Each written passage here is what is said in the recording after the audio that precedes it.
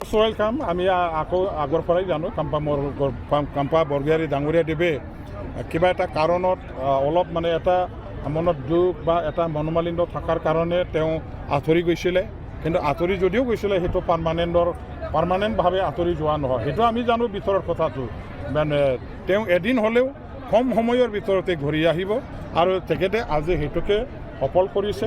আজি BPFৰ লগত থাকি পেলাই তেওঁ মানে 15-16টা বছৰ যিহেতু কাম কৰি আহিলে, ইমান সহজ নহয়।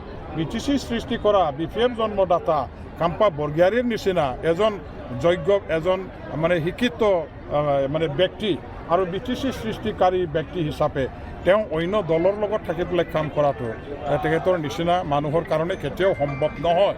BPF আৰু BPFৰ লগত থকা যিসকল নেতা BTC সৃষ্টিকাৰী নেতাবিলাকৰ লগত একেলগে থাকিহে তেওঁ নিজৰ ৰাজনৈতিক সামাজিক জীৱনত কাম কৰিব পাৰিব, বেলেগ দলৰ লগত বেলেগ লিডাৰবিলাকৰ লগত নোৱাৰে।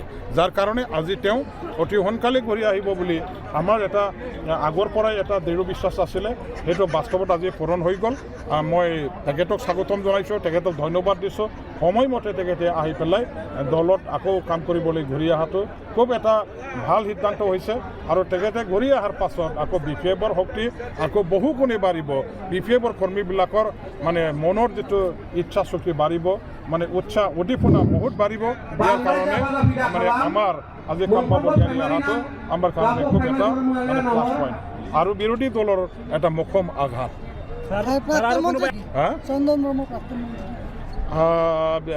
কোনে কেতিয়া কি সিদ্ধান্ত ল'ব কোৱাটো টান।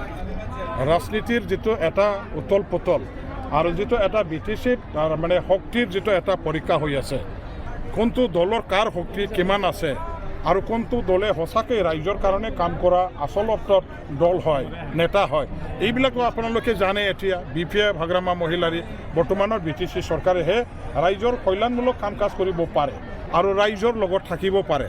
BTCৰ শক্তিশালী কৰিবৰ কাৰণে উন্নয়নৰ কাৰণে কাম কৰা দল। গতিকে মই ভাবোঁ যে অকল কাম্পা চন্দনৰ কথা নহয়, ভালেখিনি দলৰ আমাৰ মানে BPF দল ত্যাগ কৰি যোৱা বা আগৰ পৰাই BPFৰ লগত নথকা বিভিন্ন দলবিলাকৰ লগত কাম কৰা ব্যক্তিসকলেও নেতাসকলেও আমাৰ BPF দলত মানে এই যোগদান বা BPF দলত চামিল হোৱা এইটো চলি থাকিব আৰু মানে সময়ত কোনে কি মানে ক'ত কেনেকুৱা ধৰণৰ সিদ্ধান্ত লৈ পেলাই যোগদান কৰিব আমি গতিবিলাক আমি গম পাওঁ।